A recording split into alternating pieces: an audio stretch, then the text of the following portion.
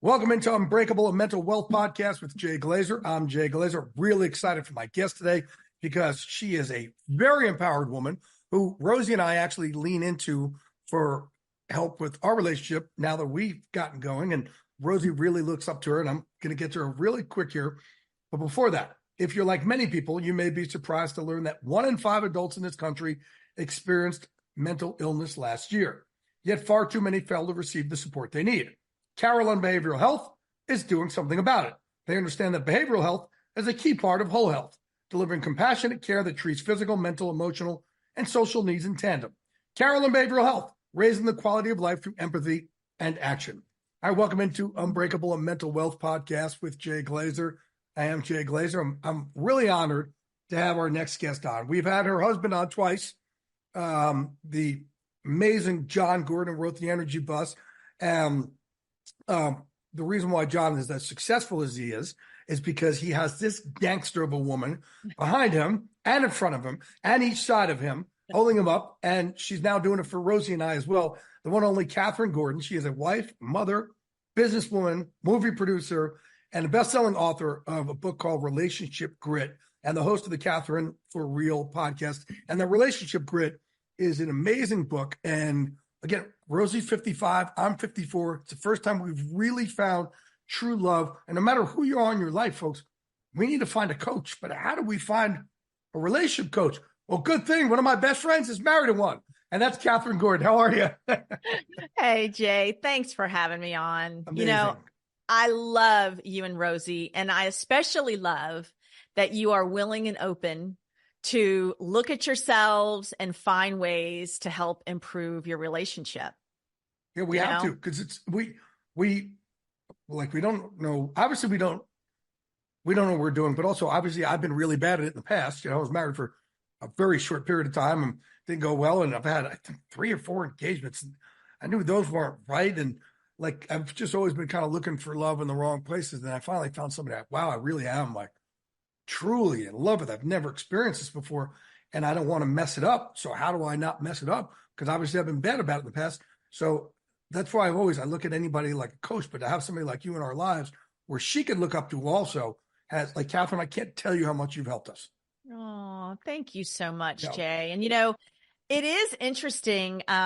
One of the biggest compliments I've ever received, besides what you just said, was I got an email from an 80-year-old woman, and I didn't know she was 80 at the beginning of the email.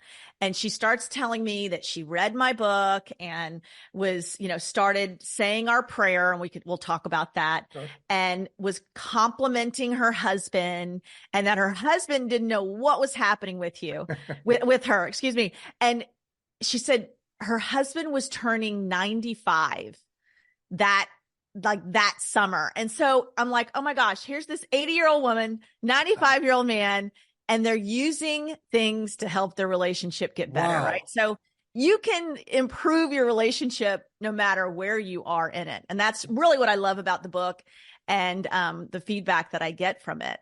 I also love the fact that I can look at this and go, wow, man, this 95-year-old guy got some game. He's getting somebody 15 years younger than him. I like it.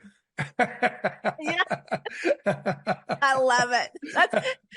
That's so funny. You did the math on that right away. That's what my brain goes it. to, right? All right, so you got it right up behind you. Relationship Grit. Let's dive in. Tell everybody what that is. Okay. There it is. So Relationship Grit is basically our story. And I always have to tell people, it's not a story of, oh my gosh, look at us. We're so great. We've made it this far and everything's been perfect. You'll read in the book, we go back and forth, and it's Kathryn's side and John's side. And it's the ugly truth. I mean, it is the struggles of depression, addiction, infidelity. I mean, we really kind of ran the gamut in our relationship. And the surprising thing is we made it through all that, and we're still together, and our relationship is stronger than it's ever been. Wow. And we realized as we started talking to couples that we had a framework. And I thought, John, I think we really need to put this framework into a book and share it with everyone. And that's how the book came about. And so the GRIT, which is, in the title of my book, is actually an acronym. And it's GRIT. And the G is for God. The R is for resolve. The I is for invest. And the T is for together. And I can walk you through those if you want. Yeah, I want you to walk me through it. Absolutely. All right. So, because Rosie reads it, and me, I'm like, and then I go to my, my the stuff that just calms my brain, which is, like shoot 'em up, bang 'em up, espionage stuff and stuff like that. But she gets into it. So, and I'm like, man, I got to read this with you. I really got to read this with you. No, and then, but she'll share some things, but what she shares amazing. And if it helps us, again, we're in our 50s, it could definitely help the rest of the world. So the floor is yours. Yeah. Well, okay. So I'm going to encourage you to actually listen to it on audio then. It's, okay. I mean, the whole book really will take you about 2 hours to read, listening to it. Right. Yeah. You can drive, but what's fun all about their books, it, by the way, her and John Gordon, by the way, and you've heard me bring up the energy bus and me with my ADHD, they're all really small, very ADHD books that are like, how many pages is your book? Oh my gosh. Let me see. My book is a total of 115 pages. Right. But it's small. Pages, small little books. So, right. If there's a normal book size, it's like 50 pages, folks. So, like, dive in. It's easy. And you're right. I did an energy bus in, 2 hours. No, all of his books are like that. And we wanted to do that with with Relationship Grit too, just because I wanted it to be a book that people are going to pick up and get through. Right. So, yeah. And so if you listen to the audio, it's actually me and John going back and forth. Oh, wow. Okay. So if you know us, it's even more fun. Okay. I do drop a couple F-bombs in there. And, I'm not averse to that. Yep. All right. So all right, let's dive in. I'll say this. So being married to John Gordon, and he's known as the positive guy now, but he really wasn't. And he was very negative and suffered from depression and really hard to be around. I mean, we got married, we had kids really, really quickly. He was not a good husband, And so it got to the point. But this is when he was a businessman, right? Not a motivational speaker and empowerer. No. He actually he owned a couple bars when I met him. And then, and so we moved to Atlanta and opened up a chain of restaurants called Moe's Southwest Grill. We didn't start it. We were the franchise. And so, but he was always like struggling to be something else. Does that make sense? Like he had all these ideas and all these things going in, and he was young and he had 2 young children. And, it's really hard to go after your dream when you have to pay the mortgage. Right. Right. And so, but I did finally get to a point where I said, I can't do this anymore. Like, you got to get out. And I kicked him out. And, he at first he was blaming me, saying I was the reason for him being miserable. Right. But it was really about the fact that he wasn't able to realize and do the things he wanted to do in his life because he was, had to pay the bills. And so he realized he was wrong and came back and apologized. And I said to him, one of the things you need to do is I really need you to go on medication. Like that's, one of the things you need to do to help yourself. And for him, and I don't recommend this for everybody, by the way, I'm big on if you need to take what you need to take to help yourself. He said, just give me 6 months. I have a plan. And he started walking every single day. He started journaling every single day. He changed his health. He started eating healthy. It was like a whole thing that he did. And he did become a better person. He was able to deal with his depression better. It didn't go away, but he was able to manage it and really started working on himself.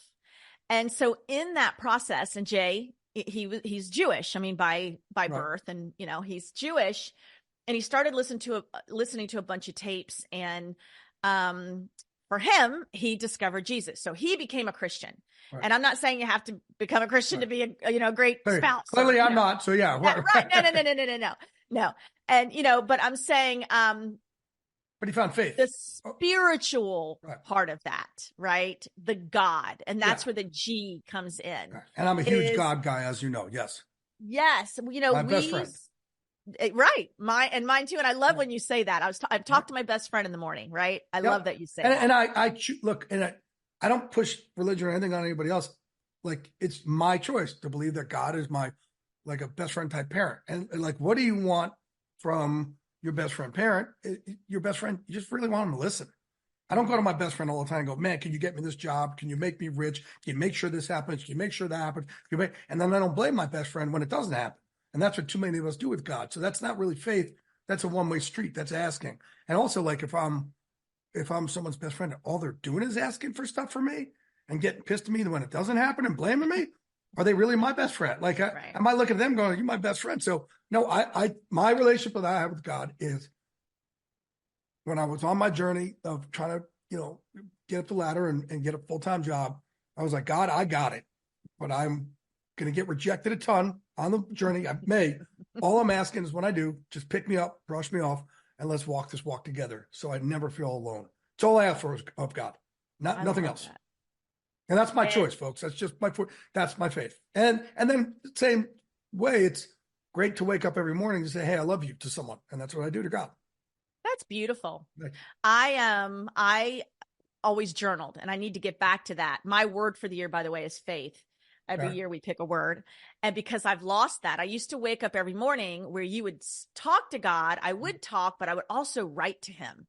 And for me, that was amazing. So I'm going to get back to that. I love that. Okay. Good.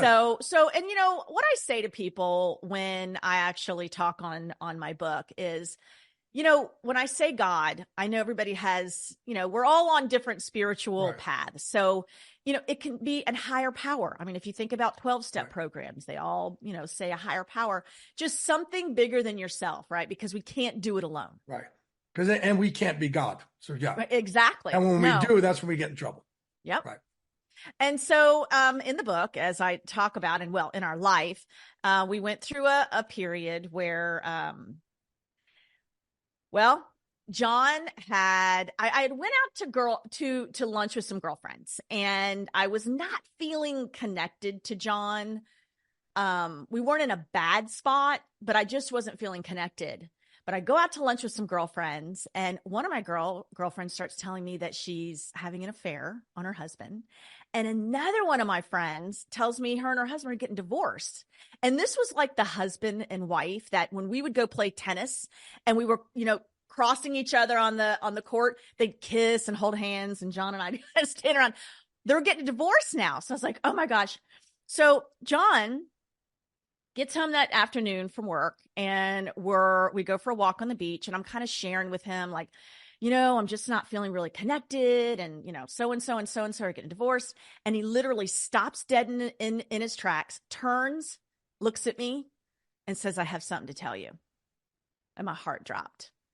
And he said, back 14 years when we first got married, I cheated on you.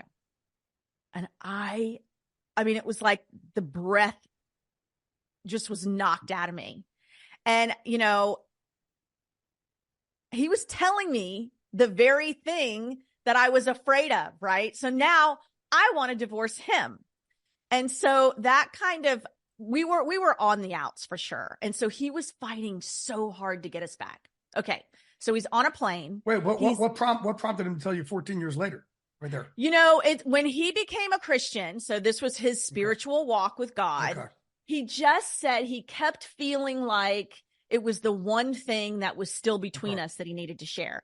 And he'll tell you this. It's the truth. I mean, honestly, even my father-in-law said to him, John, why you got to tell her that? Right? I mean, honestly, in a way, I was kind of like, really? Like, and I asked him, I go, how would you even think that would be okay now? But, in his mind, he said, well, it was so long ago. Like, no. Right. So anyway, he's on a plane and sitting next to some guy, and starts pouring his heart out. It's like, my wife's going to leave me, I tell him the story. And the guy said, you know what? Something very similar happened to me and my wife. And I'm going to suggest that you come up with a prayer that you two can say together. So under God, when I say bring God into your relationship, it's whatever it looks like for you. But for us, one of the things we did was John came up with a prayer. And it is a prayer that we still say every single night. Do you want to hear what it is? Yes. Okay. God, we invite you into our marriage and family to love us, to heal us, to unite us, to strengthen us, so we can grow strong together and serve you together and raise children that glorify and honor you. Love that. Yep. Okay. All right. And we say it every night. If John's traveling, he will call me. Some nights when we don't get to talk, we will, I'll say it just to myself, or he'll say it. And so it's really interesting. So in the beginning, when he came up with his prayer, by the way, he would say this prayer at night when he was still fighting for the marriage. And I had kicked him out on the couch. I finally let him back into the bedroom, but I wasn't really speaking to him. And every night he would say this prayer, and I would not say it with him. But after a while, I started to kind of memorize the prayer, right? But I was definitely not going to give him the satisfaction again of saying it out loud. So one night, and this was a couple months in, he starts saying the prayer, and I literally reached over and grabbed his hand and started saying it with him. I cry every time I think about this. Yeah, that was I'm the about to night. cry, yeah, that was the night that I resolved to stay in the marriage. And that's where the R comes in for resolve.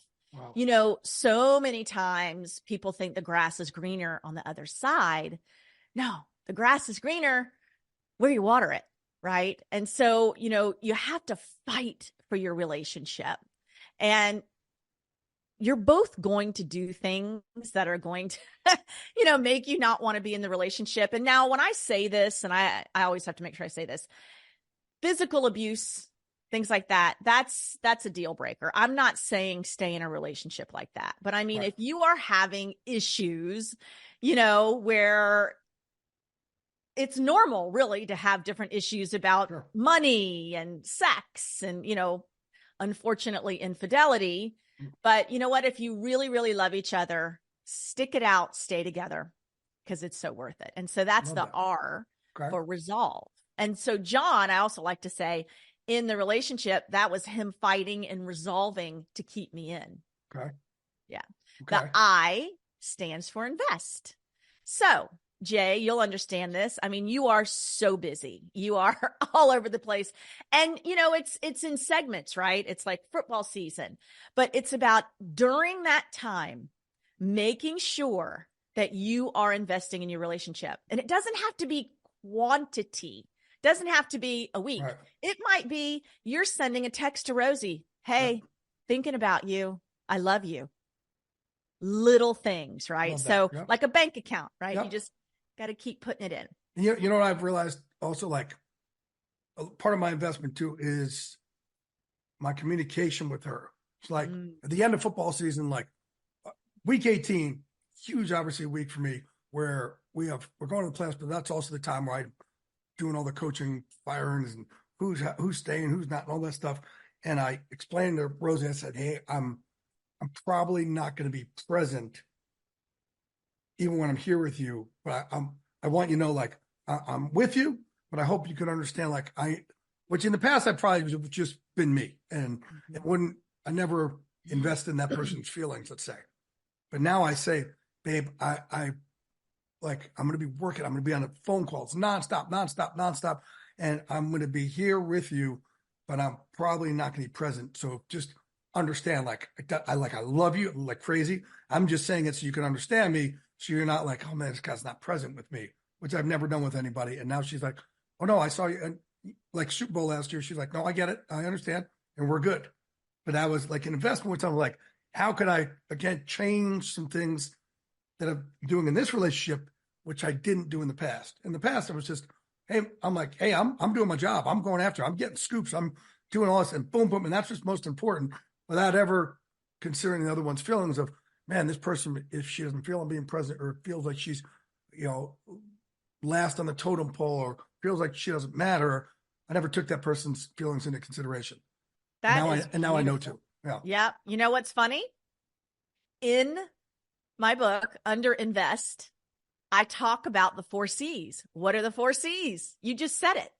Communicate, commit, connect, and care. And that communication, oh my gosh, it's so important. But I know, and I get it. Like John was the same way when he was busy creating and doing, he didn't take the time, Right. But it's just, even just turning to Rosie and saying, hey. Yep. Because what I realized really too, like, I know in my mind, there's no malice. Yeah. That other person doesn't know. The other person's like, man, this guy's, and I've had dude friends of mine too going, bro, you're fucking not present with us.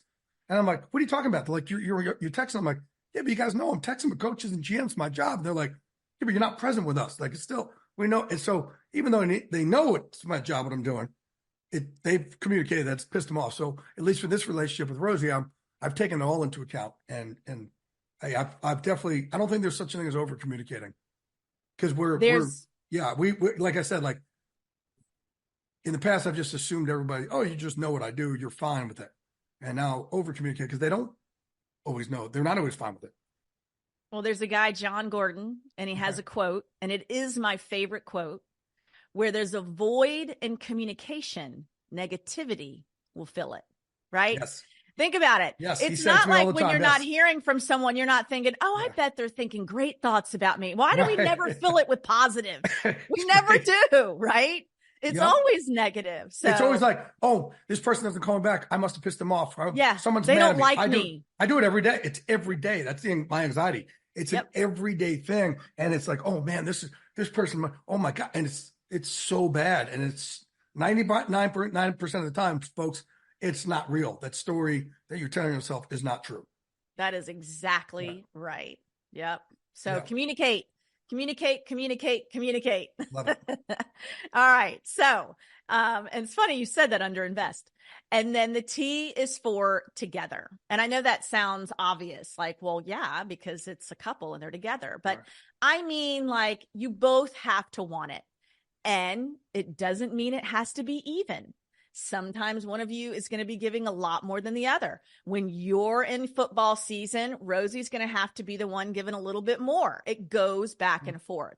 But I also like to say the T stands for team. You have to remember that you're on the same team. So if you're on the same team, you don't keep score, right? Because if you do, you both lose. Wow. Okay. Yeah. So yeah, I would think that's a hard one for people. Like, I think everybody does that in every relationship, right? So I've never heard that before. I think that is fantastic advice. Yep. You know, another way I like to say it is just think of it almost like tug of war, right? With tug of war, if you are on one side of the rope, Rosie's on the other, or, you know, who's ever listening, your partner's on the other, and you're both pulling and you're pulling against each other, your strength is cut in half. But if you're both on the same side, pulling against, you know, the world, pulling against your opponent, whatever it is, your strength isn't cut in half. Your strength is doubled, right? So make sure you're pulling for each other. And it's the weirdest thing, the more that I did this with John. So when we were raising the kids and John was traveling all the time, there was one particular moment when I was standing in my kitchen. The kids were running late for school. I'm in my nightgown. My hair's disheveled.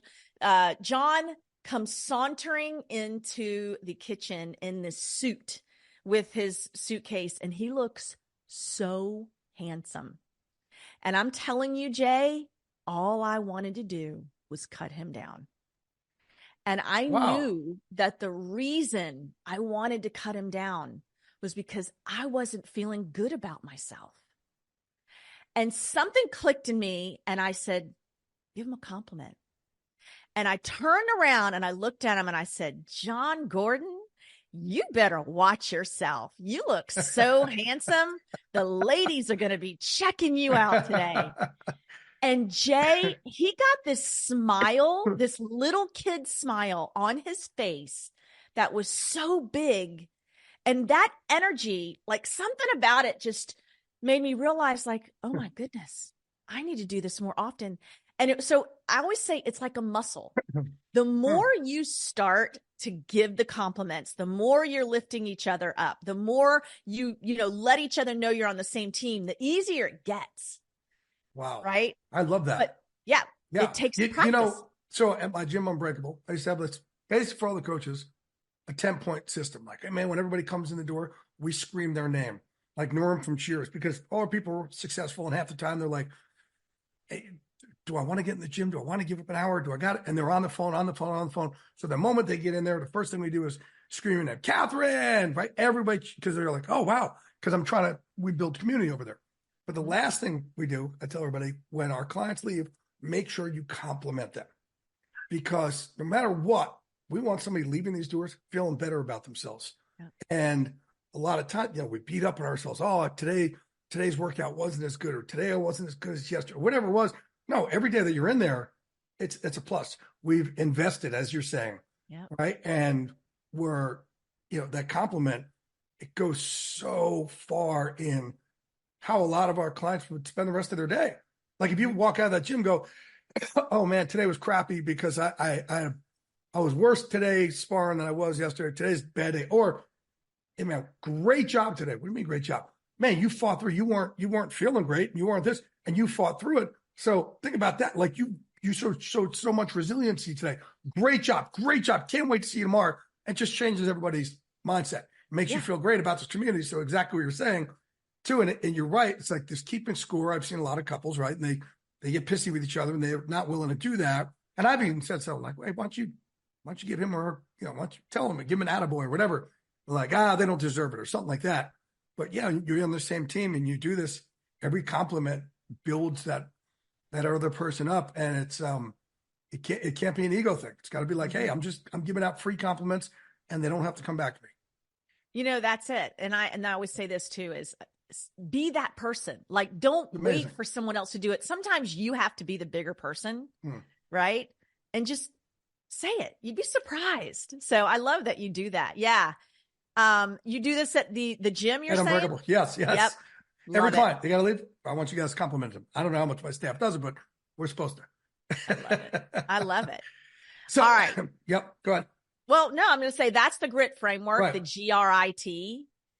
And this is something you can use, this framework, not just in relationships. I mean, you can really use it with your coworkers, with your friends, right? I mean, it encompasses everything. Right. Spirituality. Right. A resolve to, not walk away when things go bad, invest in your relationship, and don't keep score. Do it together. Tell me some of the, and we just, got a little bit of time left here. Tell me some of the, like the feedback you've gotten, right? You told me about the one couple, but other, like just, one or two other amazing stories, like, man, someone's marriage or business, whatever was going one way and use these and it's now resounding success. Some testimonies. There's a lot of them, thank goodness. Here's the really interesting thing. There was one couple, and the other thing that kind of blows my mind is some of these people have actually stayed together for 20 or 25 years, but been miserable. That's, I don't know if I could do it that long, but so it's been the littlest things I find has moved the needle the most. So one couple, that were on the verge of divorce, and it goes back to something you said in that they didn't communicate. She started telling me some of the things that were happening. He was telling me some of the things that were happening that he didn't like. And I'm like, oh, are you sharing that? Are you guys talking about how to work that out? Very basic things they weren't doing. So they start communicating. Oh, as a matter of fact, I have a free journal. Oh my gosh. On my website, I have a free action plan that really should be like a whole marriage course, to be honest. But I also have just a free journal, and it's something like at night, it's 3 prompts that you guys could just, right before you go to bed, look at each other and ask these 3 questions and answer them. So it's little things like that, communicating. Here's another one on communication. Ask your partner, on a scale of 1 to 10, how well do I communicate? And what would make it a 10? Oh, wow. Do you ask a scale of 1 to 10, how am I as a partner? Or is that? Sure. I mean, it's I mean, that encompasses a lot, right? And then you can go into that. What would make me a better partner? Okay. I like that. Yeah. I like that. I love that. I love that. Absolutely love that. It's interesting. Yeah, Rosie and I had a thing. Again, you'd be proud of me. Well, Okay. some and some not. Last night, I had a crazy weekend work, and she was dealing with her own stuff at work. But with her, because she has an identical twin, a lot of times she'll lean in to Renee and call her, and she'll go, "Well, I don't want to bother you with things, so I don't know what's really going on." And then so I don't know, I popped off about something, and then she started crying, and I'm like, where the fuck is this coming from? She's like, I told you I had a bad day. I'm like, no, you said you didn't like where you were, but you leaned into Renee, not me. So how am I supposed to know? And Rosie doesn't cry. She's always the happiest girl in the world. And it just came, and I was in my own entitled space. So I'm going to kind of unload here because I'm just so stressed in that. And she just started crying. But one of the things we did come up with, I'm like, hey, babe, you've got to let me, not your sister, me, I'm going to be your husband. You got to let me know what's really going on so I could be there for you. She goes, well, I don't want to bring you down. I said, no, what you have to understand is the more I could be there for you, the happier, that more that lifts me up. I'm able to be of service to you. Like I always talk about being of service to help us with our mental health issues. That doesn't always mean charity. I mean, I could be of service to you. That lifts me up to be there for you. And Kathryn, I had a convention for like 10 minutes, like Rosie, let me be of service to you. Lean into me. Aww. And you make me feel better. No matter how crazy my workday is, this is what makes me feel great. And you know, you're my, my everything. So we talked that out. But it's like came out of kind of nowhere of like I said, like the communication part you're talking about, like I think Kathryn and I are both saying, like, lean into your partner, tell them, like they deserve it. They deserve to be told. And again, like you're saying, hey, how am I on a scale of 1 to 10? If I'm a 5, I may think I'm a 10. I don't know. Right. We all think we're doing great. Hey, I'm great. I'm doing this and this. And the only thing that matters is what she thinks. She thinks I'm a 5. I better know it, but I deserve to know it. I love that. You know, the other thing that I always talk about, and John talks about it a lot too, in his book, The One Truth, is you heal in relationship, right? We can do all the work in the world and it's all good. It's great. But once you're in relationship, all your stuff really does kind of come out. So then how are you going to deal with it? And it's about healing in that relationship. And so like you're saying, you're teaching each other how to communicate with each other, right? You're teaching each other how to support each other. And so it takes that. And so, you know, even like this older, I'm not going to say old, but older couple, you know, they've been married. Matter of fact, they were married 46 years, right? All of a sudden, she's decided she's going to start complimenting him every day, right? So it's never too late to change and to do, you know, something to help your relationship. And if you're in it, you might as well make the best of it, right? Like, like you're in it together. So let's shoot for the stars here. And hey, I think this is really funny. During COVID, oh my gosh, we wrote this book right before COVID. And when it came out during COVID, I mean, it was needed more than ever. And so, you know, we were on, I think it was Good Morning America or no, Today Show. And one of the tips, and in the back of the book, John and I both give our 11 tips. I have mine and he has his. And one of mine is to flirt in the kitchen, or just flirt with your spouse. So when John travels all the time, I will just send him a text. Can't wait to see you. Right. Hey, handsome. Sometimes it might be a little bit more right. A little racy, you're right.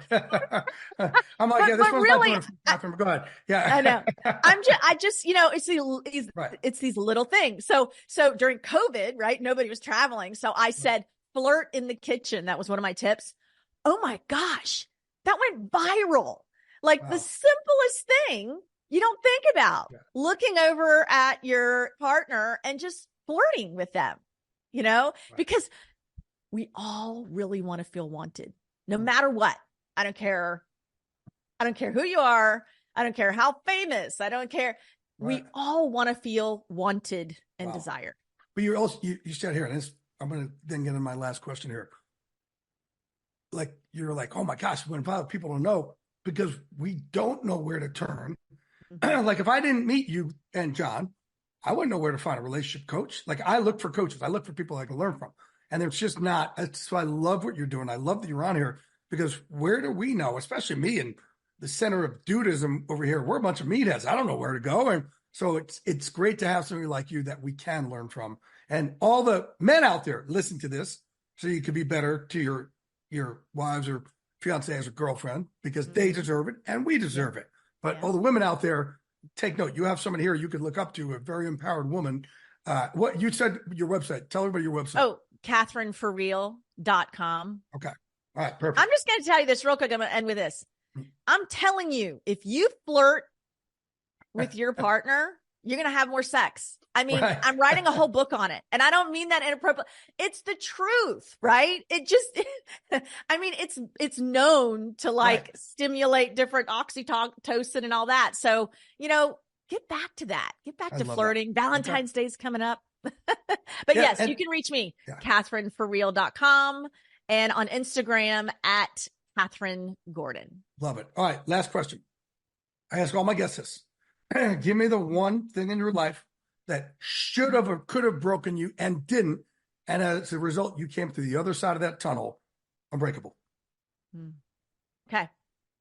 I can think of a couple things, but I'm going to give you this one. So I moved out of my house at 16 years old. I had alcoholic parents. My dad tried to strangle me. Long story. I moved in with my drug dealing boyfriend. And he always told me, you're never going to amount to anything. You can't do anything. And it was through that one day on this like crazy binge that we did where I said, that's it. I'm getting out of this. I'm getting out of it. And he would beat me. He would just really, it was very violent. Holy shit. And I got out of that relationship when everybody thought, first of all, they didn't think I was even going to live. And I said, you know what? I'm changing my whole life. Nobody in my family had ever gone to college.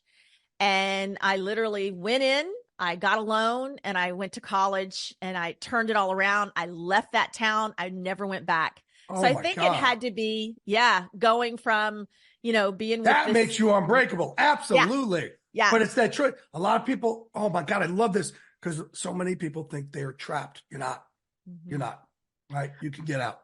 I thought you also said trash for a minute, and I'm going to tell you that I did. Right. But no, I want to say something. That those thoughts came into my head that I was trash. Right. Right. And I had to break out of that. So you're right. Oh, you can change it. You can change your destiny. You can break those chains. And you can make that, you could at least try immediately, like start putting things down. What can I do to change my trajectory or what I'm not happy with? Whether it's something as vicious as what you went through or love or business or anything like that. Kathryn, I am so proud to have you on. I'm so proud to call you a friend and a mentor and so glad you're there definitely for Rosie also. So she and I could walk this walk together forever. So thank you so much. Well, I love you guys. I can't wait to celebrate you. Thank you. And all the fun stuff you guys are doing ahead. We are planning on eloping in the Amalfi Coast like July. And that's it. We're just the two of us and neither of us really do stuff for ourselves. So we're going to do this for us. I think that's fantastic. I love you. I appreciate you. Thank you so much for everything and for, being a part of this journey on Everywhere with me. Kathryn Gordon, folks. We love you. Go to her website now. Love you, Kathryn. Love you.